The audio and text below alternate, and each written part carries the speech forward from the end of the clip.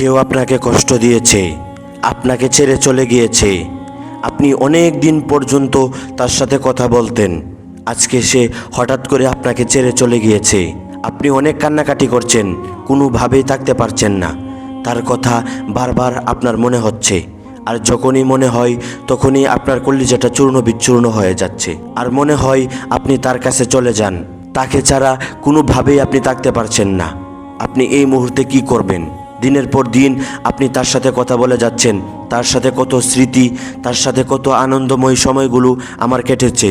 আজকে আমি শূন্য হয়ে বসে আছি, তার সাথে কথা বলার জন্য আমার মন বেকুল হয়ে আছে, কিন্তু আমি কথা বলতে পারছি না, কারণ সে তো আমাকে ছেড়ে চলে গিয়েছে।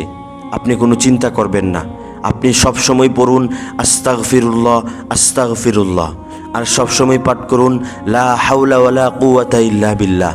এই দুটা দোয়া আপনি সবসময় পড়তে থাকুন, আর আল্লাহ তাআলার কাছে দোয়া করুন, আল্লাহ আপনি উত্তম পরিকল্পনাকারী এবং আপনি যা করেন বান্দার ভালোর জন্যই করেন।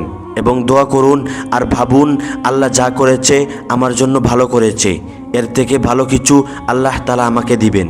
ভাই, একটা বিষয় চিন্তা করেন, যে জিনিসটা আপনার কাছ থেকে চলে গিয়েছে, যে জিনিসটা আপনার কাছ থেকে আল্লাহ তাআলা হটিয়ে নিয়েছেন, সেই জিনিসটা আপনার জন্য অকল্যাণকর, আপনার জীবনের জন্য ক্ষতিকর।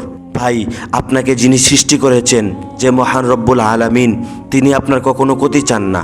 এই দুনিয়ার সবাই আপনার সাথে ধোঁকাবাজি করলেও তিনি আপনার সাথে কখনো ধোঁকাবাজি করবে না। তিনি চাই আপনার জীবনটা আলোকিত হতে, তিনি চাই আপনি আরও অনেক শক্তিশালী হয়ে উঠেন। এই জন্য আল্লাহ তাআলা ওই ভাইরাসটাকে আপনার কাছ থেকে সরিয়ে দিয়েছে, আপনার জীবনটাকে শক্তিশালী করার জন্য। ভাই, কখনো ওই মেয়ের জন্য জীবনটাকে ধ্বংস করে দিবেন না। আপনি দোয়া করতে থাকুন আর ভরসা রাখুন ওই রবের উপর, যিনি আপনাকে সৃষ্টি করেছে।